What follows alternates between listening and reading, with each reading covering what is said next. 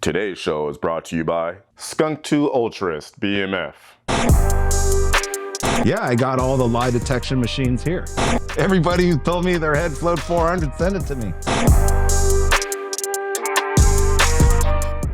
Why is it down 20 CFM? Why is it down 25 CFM? What flow range are you using? Are you using 30-inch flow range when you should be using 28 and now telling people that it's the 30? I don't know. Right? But the numbers that they throw out don't map out to the power that they're making. That's for sure. You know that. I was messing with your stuff. I didn't even chase CFM. The CFM was just sort of like, hey, let's do these tweaks we need to do on your head. And the CFM just like, it is what it is. It's a byproduct of it. Right. So we definitely don't chase the CFM. I mean, if you want to know if a car's making power, look at its mile an hour. Look at the big end of the track.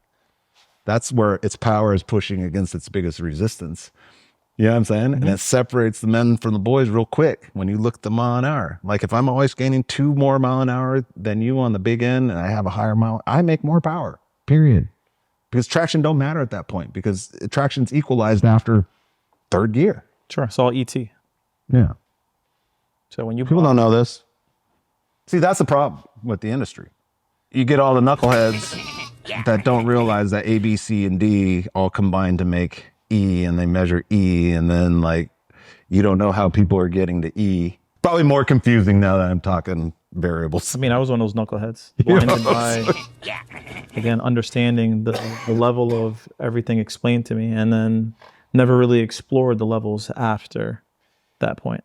Yeah, like if you're really into chasing the volumetric efficiency, you know, I don't know if Honda's like the ultimate place to do that.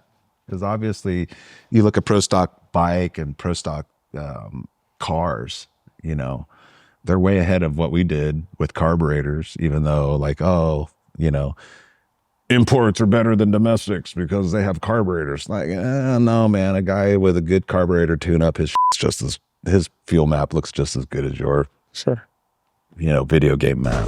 So you're saying at that particular point, you're talking the return of Beta. Beta's now a drag car. Beta was a drag car when we set that first 10-second record, right? That was the point where I was just like, if I keep carrying this weight, I got to keep explaining myself. I have to keep putting stickers on the car that says 2,200 pounds B16A. And enthusiasts don't give a shit about that. They just want the ultimate time. It. I know how to get there. Let's take weight out of it. Let's equalize the weight to where the other people are running it. We weren't any lighter. We were the same weight as everybody else, just a half second faster. Go figure. Right? The weight was in the right place. The power was there, right? The weight, everybody, like, come on. Back then, everybody had shitty traction, tires, like 13-inch wheels. How fast are you going? You're a 13-inch on the 24 gumball. Like, come on. It's like you can only go so fast with that setup. Yeah, with the technology back then. There wasn't technology. It was like literally like, I mean, if you think about it, the first B-series stroker kit was made from junkyard parts. You know, my mentor in Thailand was the first person to point that out to me. It's like, it ain't about the brands. It ain't about like Nissan and Honda. It's like, if the part fits, can try it out, right? It's just a spec. It's just the number. What's the board? What's the pin end size? What's the pin end width? What's the big end size? What's the big end width? Right? Width is easy to account for, right? So like my mentor had center rods in a Civic. It's like, who does that? Right? Well, center rod. Well, you're a Nissan guy saying tiny fucking journal. Like I'd never seen that small of a journal. I don't know which Nissan it was, but when he showed me the little tiny journal that he put into like a road race B16A, just so like, or B18C, just so he could offset it or get a little bit more stroke into it. That's probably the GA, the 1.6 liter. Fucking tiny journal. Yeah. Like you put that in there with Suzuki pistons. Like what the hell's going on? Like that was for me an eye opener. It's like, it's not about the brands. It's just about the numbers and will the hold together? You know what I'm saying? It's like, you have to say, what am I going for? And then look the whole gamut of what's available to get you there. They are good at being resourceful at glomming onto other people's technology. The very last line is, just remember I'm your dad.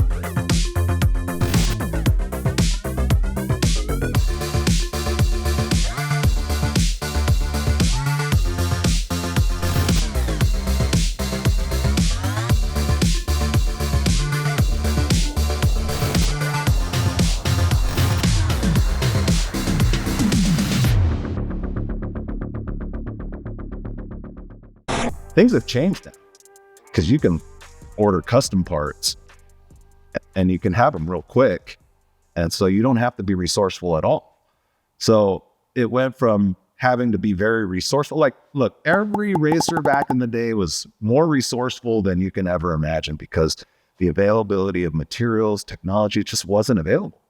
You know what I'm saying? It's almost like you had to cannibalize from aviation, or you had to cannibalize from motorcycle racing or boat racing or this and that to come up with the secret recipe, you know? So it's like in the very beginning, our competitive advantage is we had the broader view of engine performance, right? Right. And the big problem now with the Honda racing is everybody looks at everybody else in the Honda race and Honda industry. And I hate to say it, but inbreeding breeds retardation. That's what it is. And if you're looking at, like, hey, my cousin's car, pretty hot, I'm going to copy my cousin's car. And you know what I'm saying? It's like, you just duplicated retardation. Right. Right. And then it's funny how things get stupider over time. It's like, look, what's that first law of thermodynamics? Entropy. You know, if there's no evolutionary force behind it, it's just going to fall apart. That's it. Right. Right. So what are the evolutionary forces in all motor Racing. I don't know. I mean, that's for you guys to answer. I definitely wouldn't say it's or racing or whatever, you know. They are good at being resourceful at glomming onto other people's technology and calling it their own. That's what they're great at, you know. Yeah, that's an undignified way to exist. as far as I'm concerned, because the best you could ever be is number two.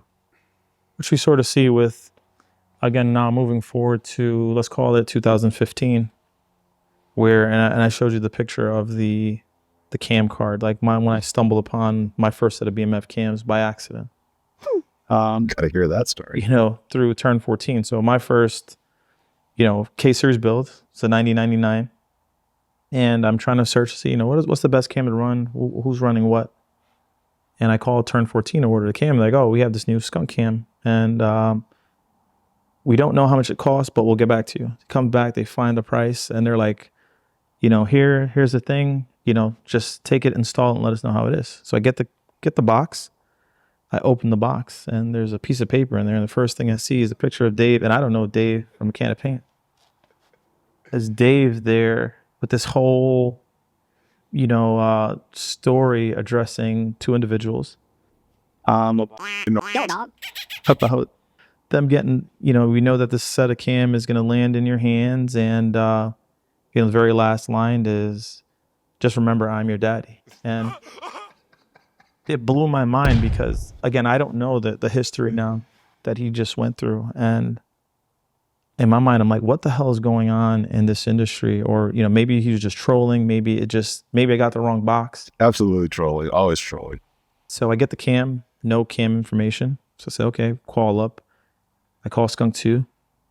I tell them what cam I have. And the first thing the guy says over the phone, Where'd you get those cams? How the hell did you get those cams? So I'm like, hey, I just need the information on how to set them up. So he puts me on hold and he comes back and he asks me one more time, how'd you get them? I tell him how I get the cam. He gives me the info. And, at the time, my engine builder looks at them and they were running a different brand cam. It was probably, I think it was a cam at the time. And he's like, these aren't going to work. They're too big. They're dumb. Too much duration. They're not going to work. Long story short, we install the cams, a BMF1. And this is 2015. We install the cam. We were running Christmas fuel, FTW Black at the time. And the car makes some insane number. I want to say it was like 470. More than you thought. More than I thought. And, we go out there and just dominate.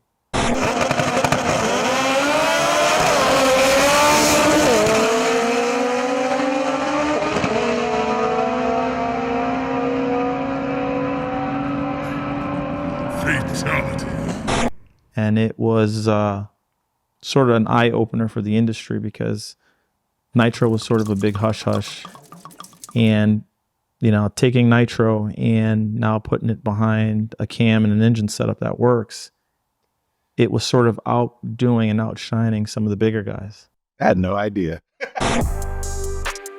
if I'm always going to be half a second ahead, what's the fun of that? Looking at the industry, yeah, he's fucking bottom feed.